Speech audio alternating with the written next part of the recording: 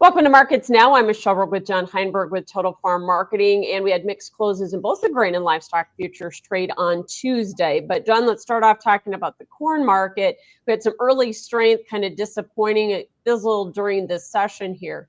You know, we came out with some stories about maybe 45Z guidance not being actually finalized during the Biden administration. So is that what broke the market? I think that was a major factor, at least in terms of the trade today, just because this market's been waiting for some type of result regarding that 45Z legislation, regarding the tax structure, and helping that sustainable aviation fluid. I mean, that's been something that's been in the buzz for quite a while now. That could be a bit of a salvation in terms of some of the supply of corn that we have out there and increased domestic demand. So again, just the talk that we weren't going to see anything now through the rest of the Biden administration, I think was pretty disappointing, and that may have brought some of that technical selling out. Now, bright side is at least we had some decent support underneath this market here. You know, the demand base is still very good overall. We got USDA next week. Maybe we'll see some demand adjustments. I think the market really is kind of pricing those in already at this time frame. So we'll see how it is. But again, today I just felt like that was the wet blanket that kind of killed a potential pretty good start to the day in terms of that corn market. Yeah, and we keep hitting chart resistance, which is pretty disappointing, John, considering we have had such good demand news. Why can't we get through those levels? Yeah, it's just a couple things that come into play. You know, like when we get back up into that 440 area on the March contract where we were at that last set of highs, all of a sudden we start seeing some of the global competition just because of the strength in the U.S. dollar, you know, step up and get into our wheelhouse a little bit, and that limits our demand. You know, we get that move up there, all of a sudden Ukrainian or South African or Argentina corns at a little bit better value, and we see some of those sales dry up. We really haven't seen a whole lot of business here in the last couple of weeks in terms of corn sales, in terms of reported sales, even though the weekly export sales numbers have been still within expectations. So I think that's just a limiting piece of the puzzle, is just the supply that's out there.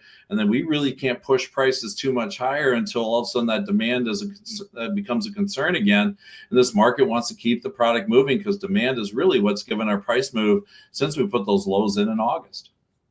Speaking of lows, we went down, tried to test the contract lows again in soybeans yesterday, or got pretty close. So was the recovery in soybeans today just a technical bounce, or did we just get help from the products? I think we got a little bit of a technical bounce on that January contract. Just again, we continue to hold that trend line lows underneath that market. And that's just something that in my mind is a bit concerning. You know, we keep pounding our foot on the floor there, and we'll see if it does break through or not. But at least right now, we got decent strength in the front month contracts. We're still competitive in terms of global export prices there with January beans. The little chatter that China was in the market again last night as well, looking to pick up some more U.S. beans for either out of the Gulf or the Pacific Northwest for January delivery. So I think those things helped out. In addition, that soybean oil market truly has been a driver in the bean market since we put our lows in back at the end of summer. You know, both of our rallies were led by strong moves in bean oil. So we saw some talk about export business possibly brewing there, as U.S. bean oil still very, very competitive, especially since we broke prices down here, you know, a week or so ago. Yeah, and I know there was maybe a little talk today as well about China putting or floating another stimulus package next week. So maybe that was part of it as well. But again, this market has been disappointing to see all of the demand that we've thrown at it. Record crush yesterday, big exports last week, and the market just kind of fails. You know, realistically, the demand has improved, but we're not anywhere spectacular yet in terms of the number of sales. Now, corn is strong. We're looking at some of the third best year in the last decade, where soybeans are a little more middle of the pack, and we just need to see maybe a little bit more aggression yet on the demand side. I think this market is very concerned about that window closing very, very soon here, because you start looking at spring prices, the premium levels of Brazilian beans, U.S. beans. You know, we're 40, 50, 60 cents a bushel too high compared to prices that they're offering on the export market as we get into that February, March, April, May window. And I think that's just going to be a wet blanket over this market because we can't run prices any higher and shut the demand off. And with the potential global supply increase that we're going to see during the 25 calendar year, you know, this bean market needs to keep product moving, and it's going to keep prices lidded.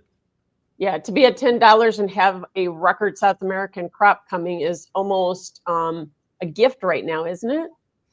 In my mind, it is at this time frame. I mean, you could just go look at last year. Last year, we actually saw price decrease all the way through the first part of the year, and that was with a much tighter supply picture here and questionable South American weather. Now we're looking at overabundance of supply here, record production, not just in Brazil, but strong production throughout South America that could add 80, 800, 850 million bushels to the soybean pile on a global scale. And wheat seeing a little bit of life today, but I emphasize the word little because we're down at contract low areas. Is that market anywhere close to a bottom, do you think?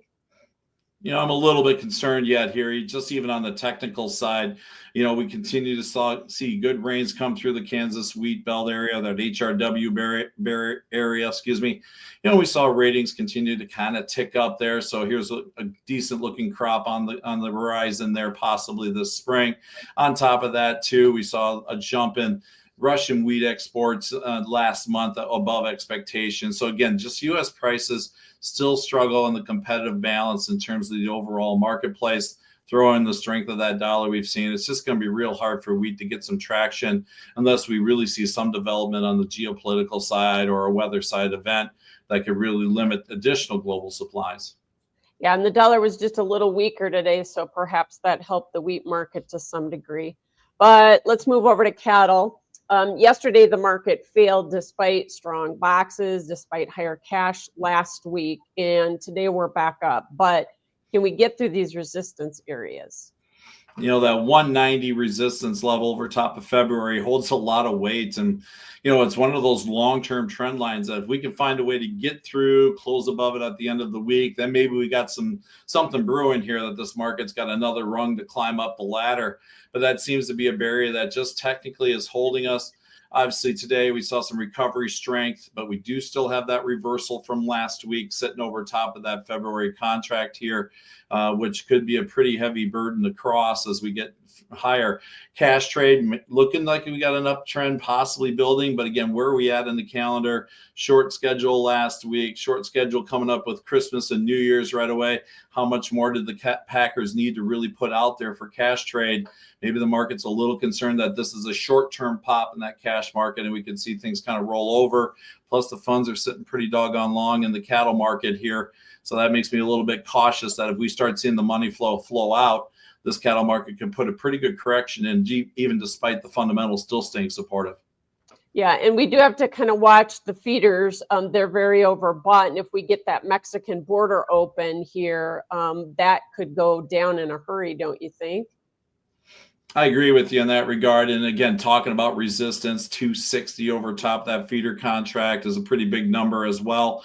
That's another long-term trend line that's out there that this market's trying to fight through. We failed at it so far. Nasty turn on that chart yesterday to the point my technical pictures turned a little bit bearish. Today was a consolidation day. If I was a cattle producer right now, I'd be looking at some of the defensive posture going into the first half of the year. I hope we're wrong and the market goes higher, but at least protect the gains that we've seen over the last handful of weeks. Yeah. And finally, the hogs, the funds are still record long there. We saw a little consolidation today. Do you think we're due for a bigger correction? It sure feels like it right now, especially as you look at the chart side of things. We got even today softening off of a fairly good high, putting a bit of a negative close in that February contract. That's our second reversal. So to me, it looks like the upward momentum's kind of hit the wall here around that 88, 89 window. Now with the funds sitting on a record long position, I mean, we're talking by 30,000, 20,000 contracts. With the end of the year coming, momentum waning, that just looks like a very good spot to see some technical breakdown as that hog market is able to make those moves. So again, like cattle, I think you got some opportunities there for hog producers to protect some gains here and be cautious going into the first of the year. So do you think all of the ag markets, John, have kind of absorbed this tariff news?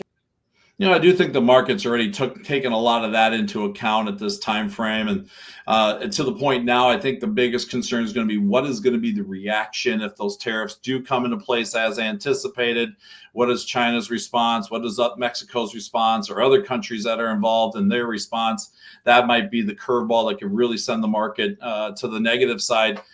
is going to be more the reaction to the tariffs that the market's pretty well content that is coming here when we get inauguration on the 20th. Thanks so much. John Heinberg with Total Farm Marketing. That is Markets Now.